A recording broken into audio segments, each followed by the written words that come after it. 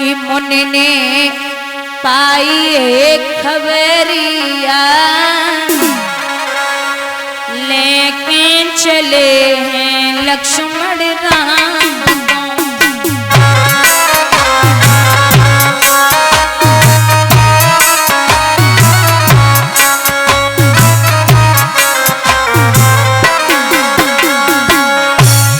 मुनि ने पाई है खबरिया लेके चले हैं लक्ष्मण राम।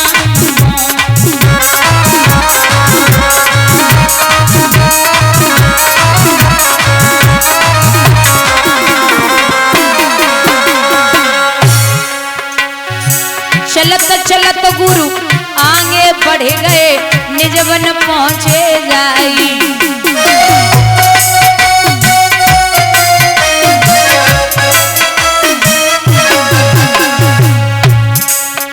ए पशु पक्षी कोई दिखत नहीं ना कोई शब्द सुनाई। चहुँ दिशि दारिये नजरिया लेके चले लक्ष्मण राम।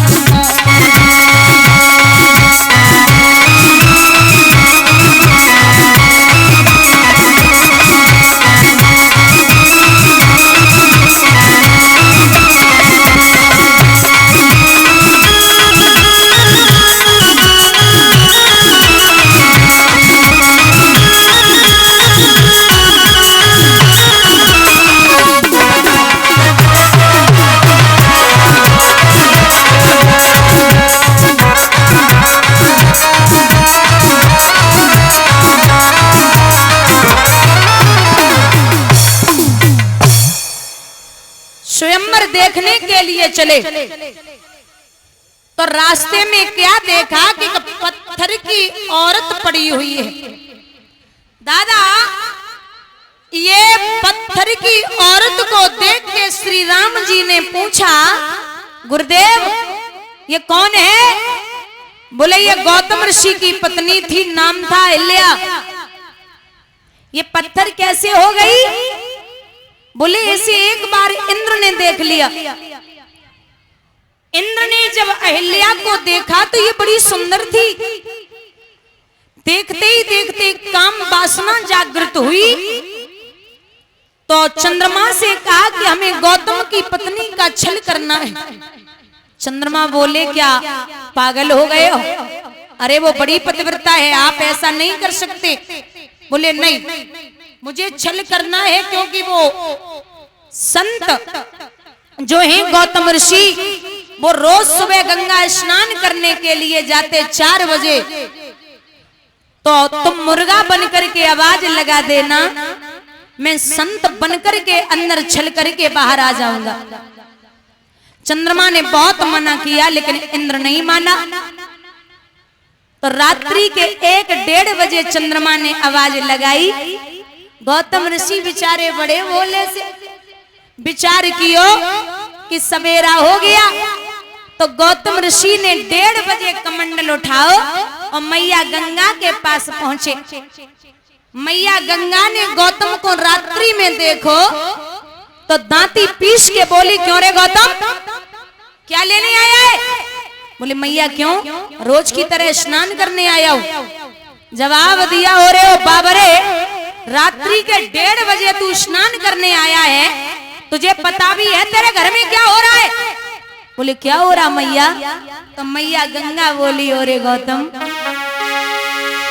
अरे तू निकला और काए घर से, तेरे घर में छुप करके एक चोर आया, तू काए घर छोड़ आया। एक चोर आया, तू काए घर छोड़ आया।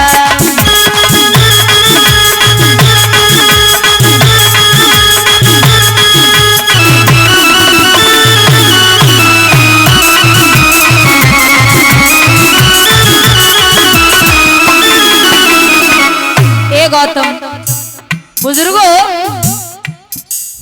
तेरे घर में रही चोरी है,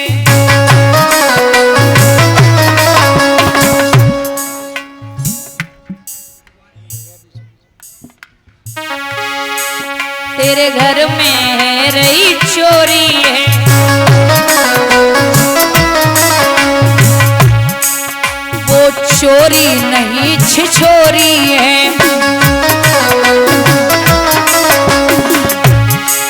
अरे तू निकला काहे घर से, तेरे घर में छुप करके एक चोर आया, तू काहे घर छोड़ आया।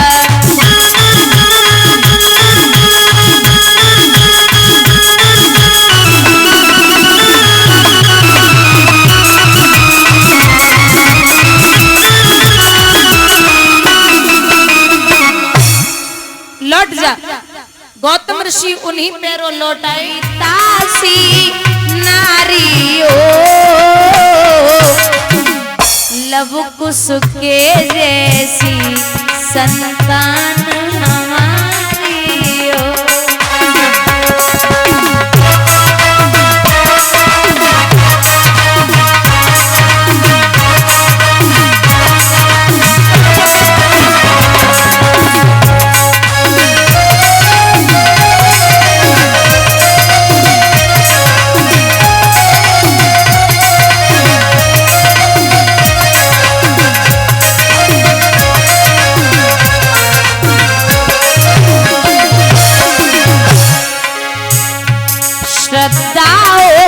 श्रवण जैसी सवरी सी भक्ति हो, हनुमत के जैसी निष्ठा और भक्ति हो।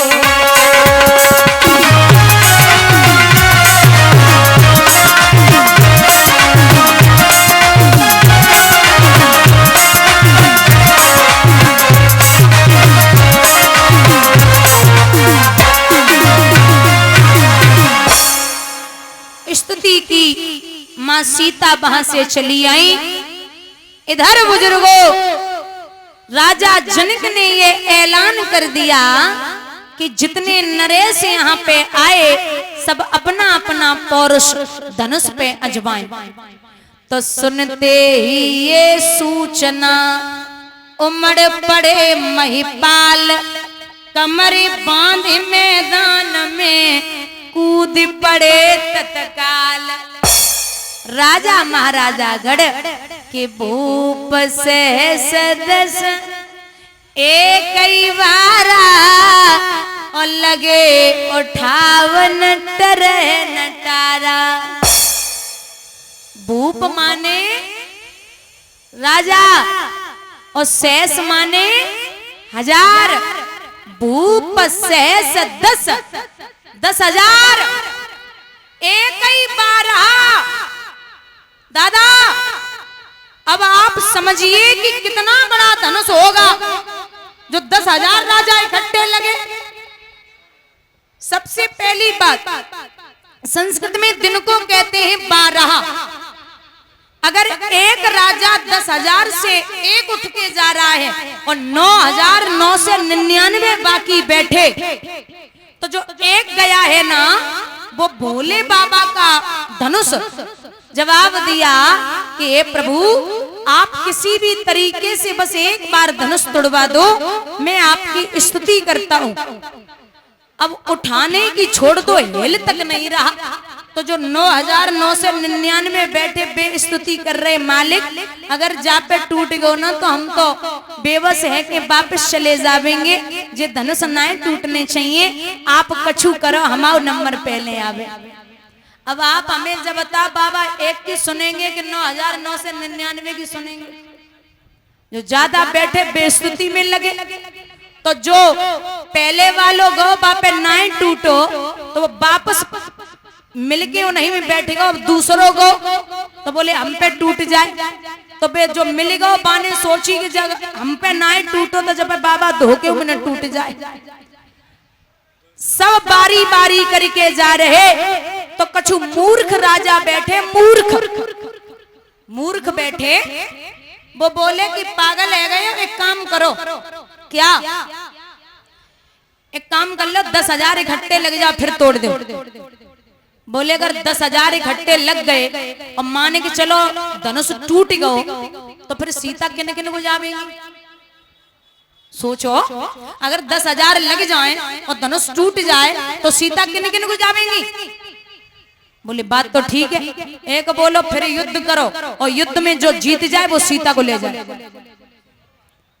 अब विचार कियो राजा जनक ने कि प्रण करके मैंने कुछ न किया, अपनी चिंता पर रोता हूँ, रह गई कन्या कुंवारी मेरी चिंता में डूबा जाता हूँ। जितने नरेश बस आए यहाँ उन सब ही की छवि धूल हुई, मैंने तो निश्चय जान लिया पृथ्वी वीरों से हीन हुई। अब पृथ्वी पर कोई वीर नहीं बचा। ऐसा कहा ही था तब तक महाराज उस सभा में लक्ष्मण बैठे, जवाब दिया, क्या कह रहे हो जनक?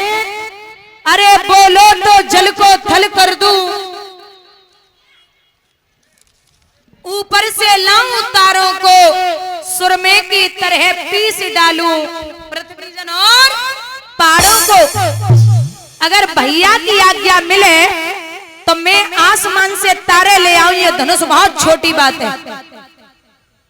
जो क्रोध कियो तो जवाब दो राजा जनक ने कि अब थोड़ा सा असर है छोटे वाले पे, अगर छोटे वाले पे असर है तो बड़ो वालों अपने आप उठेगो।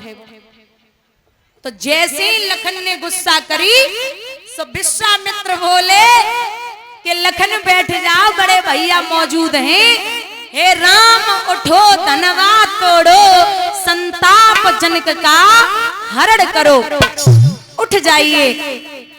तो बाबा जी लिखते हैं कि गुरह प्रणाम मनई मन कीना, अति लाघव उठाए धनुलीना, लेत चढ़ावत खेचत गाड़े, और काऊ न लखा देख सब ठाड़े, तेई छिन मध्य राम धनु तोरा, और भई भुवन धुनि घोर कठोरा।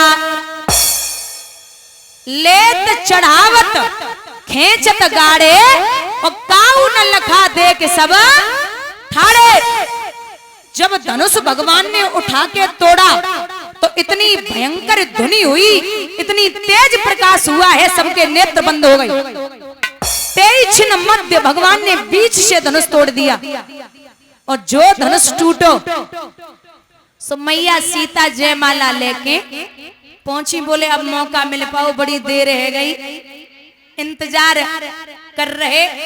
सो सीता जयमाला लेके जब पहुंची, अब राम इतने लंबे और 1.5 हाथ को मुकुट और बांधे, अब जयमाला कैसे परे? तो सखियां बोली लला राम एक काम कर ले, का झुक जाओ। राम बेचारे सीधे साधे माताओं झुकवे के लिए तैयार हुए। लक्ष्मण बोले क्या कर रहे हो?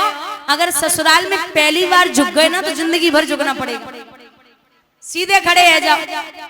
अब राम कछु सुस्त खड़े अकड़ के खड़े है गए। बोले देखिए रघुवंशियों ने झुकना नहीं अकड़ना सीखा है।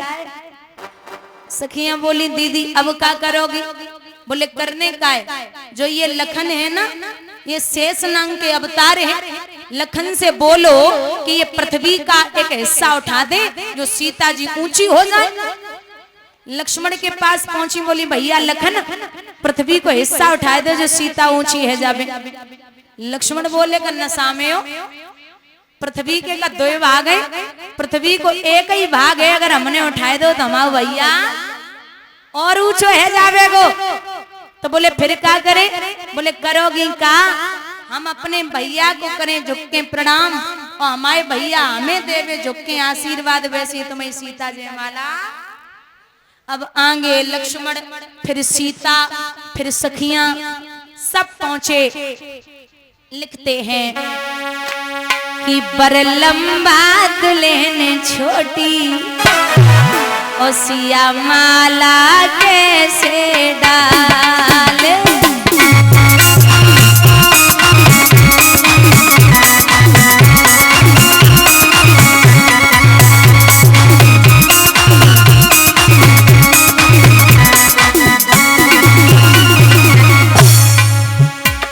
तब लखन लाल लाल उठताए और पास राम के आए।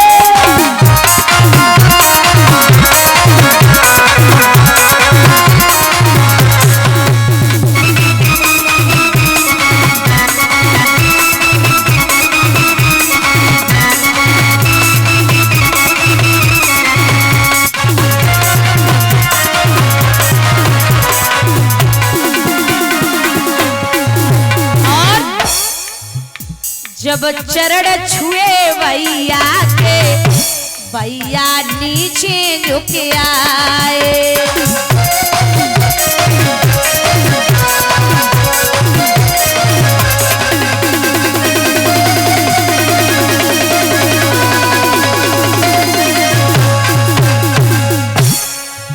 झुक गए अवधपुर वाले सिया माला कैसे डाले।